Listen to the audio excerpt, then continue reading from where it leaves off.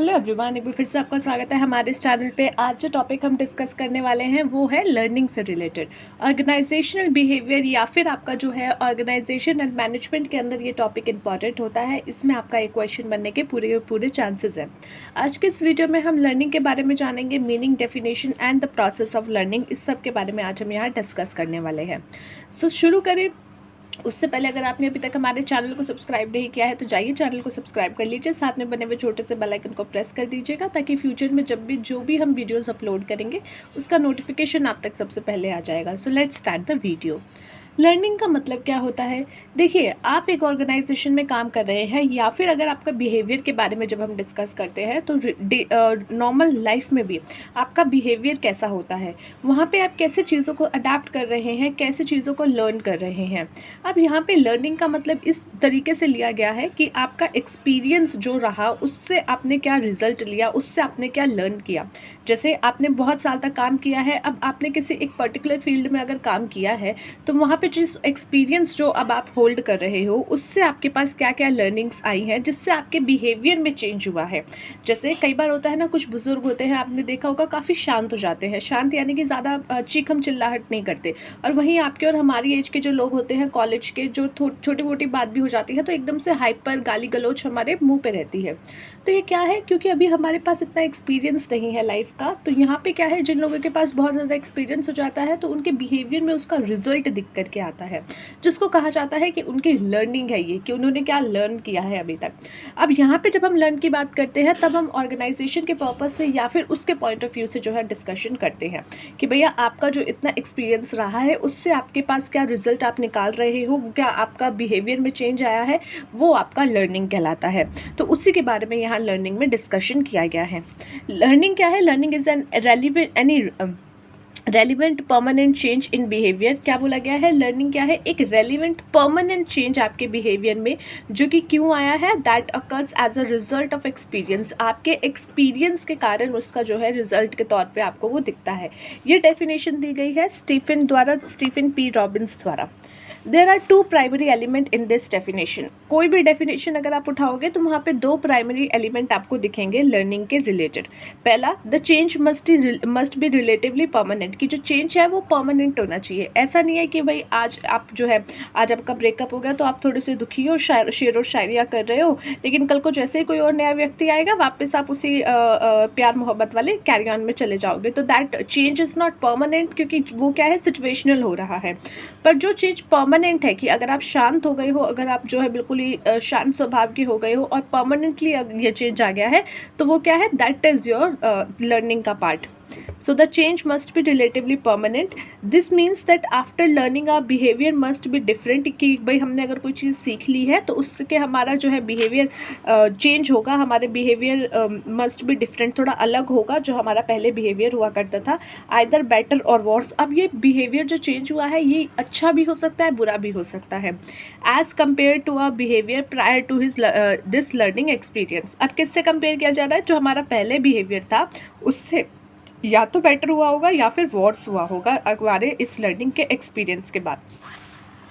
Next जो point यहाँ पे है, this change must occurs due to some kind of experience और प्रैक्टिस। अब ये जो चेंज हुआ है ये किस कारण से हुआ है? या तो कोई एक्सपीरियंस, कि भाई हमने 10 साल इंडस्ट्री में काम किया है तो अभी हमें एक्सपीरियंस आ गया है, या फिर प्रैक्टिस, कि आपने इतनी ज़्यादा प्रैक्टिस कर ली है कि आपके पास बहुत ज़्यादा नॉलेज है, बहुत ज़्यादा चीज़ों के बारे में ज्ञान आ गया है, या फिर जो है काफ़ी चीज़ों को कैसे हैंडल करते हैं वो चीज़ आपको पता चल गई है। So this learning is not caused by biological maturation, यानी कि ये जो लर्निंग का पार्ट है ये इसलिए नहीं आएगा कि भाई आपका बायोलॉजिकल कुछ चेंज हो गया है, बायोलॉजिकल मैच्योरेशंस आ गई है, मैच्योर हो गए हो तो उसकी वजह से कोई चेंज आ रहा है, तो वो इसमें पार्ट नहीं होता। लेट्स टेक एन एग्जांपल कि कोई छोटा बच्चा है वो चलने लग गया, तो वो लर्निंग का पार्ट नहीं है। क्यों? क्योंकि वो एक बायोलॉजिकल मैच्योरेशन है, कि अगर आप जो है थोड़े से बड़े होते हो, आप चलने लगते हो, अपने आप खाने पीने लगते हो, तो ये सब चीज़ें बायोलॉजिकली देखी जाए तो उसके लिहाज से होती है। कुछ यहाँ पे आपका एक्सपीरियंस नहीं होता कि चलो भाई 2 दिन खा के देख लिया तो अब एक्सपीरियंस हो गया, अब अच्छा ही खाएगा।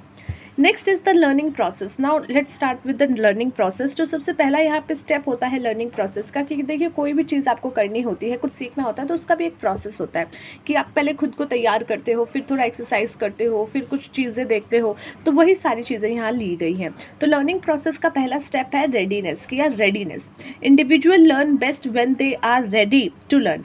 जो भी इंडिविजुअल होता है वो तभी अच्छे से सीख सकता है जब वो उस चीज़ के लिए रेडी हो, जब वो उस चीज़ के लिए अपने दिमाग से जो है रेडी हो कि हाँ मुझे ये चीज़ सीखनी है. And they do not learn when if they see no reason for learning.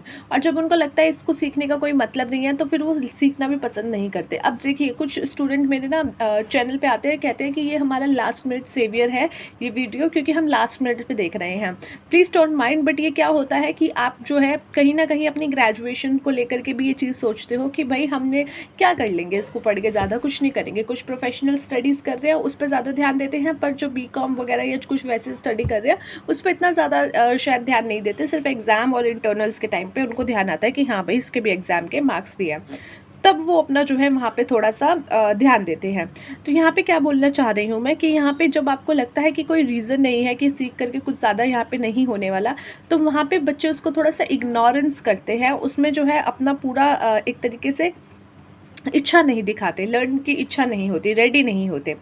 Readiness implies a degree of single-mindedness and eagerness. When students are ready to learn, they meet the instructor at least halfway and simplify the instructor's job. अब देखो अगर आप सीखने के इच्छुक हो गए तो आप क्या करोगे, आप अपना जो है इंस्ट्रक्टर ढूंढोगे और वहीं पे आपका आधा रास्ता आप जो है निपटा लोगे. बाकी का जो है इंस्ट्रक्टर का जॉब सिंप्लीफाई हो जाता है, क्योंकि अगर बच्चा पढ़ने में इंटरेस्टेड है या फिर जो है ऐसा व्यक्ति जो सीखने के लिए रेडी है उसको समझाना थोड़ा सा ईजी हो जाता है. Next is your exercise. Exercise का मतलब क्या है? The practice of exercise state that those things most often repeated are best remembered. It is the basis of drill and practice. अगर आप चीज़ बार बार करते हो तो वो चीज़ में आप जो है निपुणता हासिल कर लेते हो. पता नहीं निपुणता सही शब्द है यानी, ठीक है, तो आप उसमें जो है बेटर होने लगते हो. तो इसलिए जो है चीज़ आप अगर बार बार एक तरीके से रिपीट कर रहे हो तो वो आपको रिमेंबर रहेगी अच्छे से. तो यही बात बोली गई है कि एक तरीके से आप जो है बार बार उसका एक्सरसाइज करो. The human memory is fallible. Human memory क्या है? फैलिएबल है. The mind can rarely retain, evaluate and apply new concepts और practice after a single exposure. ठीक है, तो ये थोड़ा सा मुश्किल होता है ह्यूमन माइंड के लिए कि वो एक रिटेन भी कर ले, इवेल्युएट भी करे कि ठीक हो रहा है या नहीं, और अप्लाई भी करता रहे. तो इसलिए उसको जो है बार बार रिपीट करेगा तभी बेटर हो पाएगा. Next is effect. Based on the emotional reaction of the student, it states that learning is strengthened when accomplished by a pleasant or satisfied feeling, and that learning is weakened when associated with an unpleasant feeling. Effect यानी कि अगर जो चीज़ आपने सीखी है उससे आपको एक बेटर फीलिंग आ रही है कि यार ये चीज़ मैंने सीख ली, आप सेटिस्फाई हो, आप प्लेजेंट हो, तो उस चीज़ को लेकर के आप जो है एक अच्छी खुशी आपको मिलेगी. लेकिन वहीं अगर आप जो है आपको लर्निंग आपको लग रहा है कि वीकेंड है, अब नहीं आप ठीक तरीके से सीख पाए, तो वो क्या करेगा? अनप्लीजेंट फीलिंग देगा. यानी कि उसका इफेक्ट कैसे पड़ रहा है, आपके इमोशनल रिएक्शन कैसा हो रहा है, उस पर ध्यान दिया गया है. कि जो स्टूडेंट है, स्टूडेंट मतलब सिर्फ ये नहीं होता स्कूल के बच्चे, ऑर्गेनाइजेशन में भी आप कई बार जो है लोगों को सिखाते हो चीज़ें, ट्रेनिंग्स देते हो, तो उसके लिए भी आपका जो है लर्निंग का प्रोसेस जो है वहाँ पे भी आप देख सकते हो. सो यहाँ पे क्या है कि अगर आपकी लर्निंग स्ट्रेंथन है तो वहाँ पे आपको अच्छी प्लेजेंट फीलिंग मिलेगी, सेटिस्फाइड फीलिंग मिलेगी. और वहीं अगर आपकी लर्निंग वीक्ड है तो वहाँ पे आपको जो है थोड़ा सा बुरा लगेगा. Next is your primary. The state of being first often creates a strong, almost unshakable impression. For the instructor, this means that what is taught must be right the first time. देखो कई बार क्या होता है ना, आप जो है Google का ज्ञान लेकर के आ जाते हो. अगर आप देखोगे ना किसी सीए के पास जाकर के बोलोगे कि भैया 5 लाख तक तो टैक्स है नहीं, तो बाकी उससे ऊपर का जो बनता है, जो सैलरी बनती है, जो भी अमाउंट बन रहा है उस पर टैक्स ले लो, तो वो ना 2 मिनट के लिए शांत हो जाएगा. क्योंकि वो बेचारा सोचेगा यार मैं इसको अब क्या समझाऊँ, वो कितने लोगों को समझा के पागल हो गया है. क्यों? क्योंकि यहाँ पे लोगों ने एक ऐसी जगह से ज्ञान ले लिया गूगल देव से, जहाँ पे मतलब ज्ञान तो सही बट रहा था, परंतु लेने का तरीका वहाँ पे गलत था, या फिर चीज़ें वो ठीक तरीके से नहीं समझा पाता.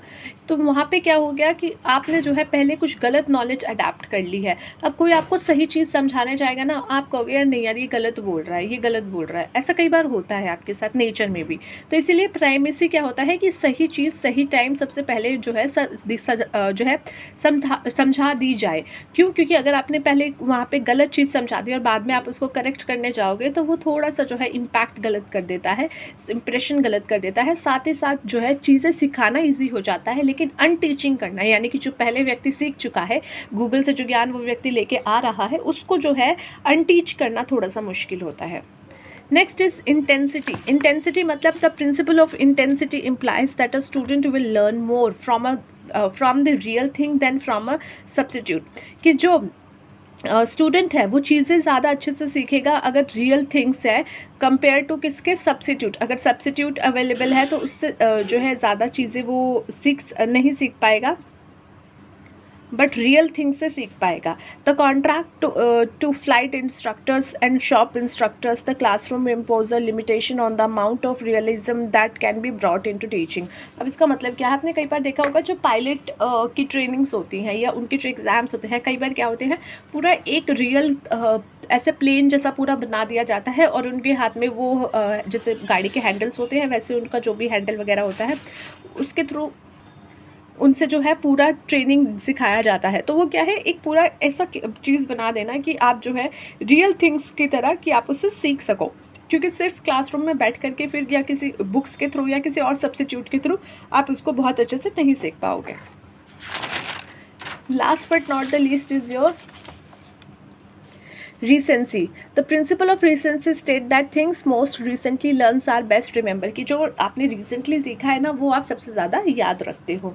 अब देखो, मान लो आपने 4 साल पहले कुछ सीखा होगा तो आपको वो चीज़ नहीं याद होगी, या फिर 4 दिन पहले जो वीडियो आपने देखी होगी किसी की भी वो आपको याद नहीं होगी। बट अगर ये वीडियो आप अभी देख रहे हो तो ये आपको सबसे ज़्यादा याद होगी शाम तक, या हो सकता है 2-3 घंटे तक। तो यही चीज़ बोली गई है कि जो चीज़ आपने सबसे लेटेस्ट सीखी है वो आप सबसे ज़्यादा जो है आपको याद रहती है कंपेयर टू जो पहले आपने सीखी हुई है। So that's it for today guys. आज का जो हमारा टॉपिक था वो हमने देखा कि लर्निंग क्या होती है, डेफिनेशन देखी, मीनिंग देखा एंड द लर्निंग प्रोसेस हमने डिस्कस किया। सो मिलते हैं नेक्स्ट वीडियो में अगले टॉपिक के साथ। तब तक के लिए take care of yourself and take care of your health.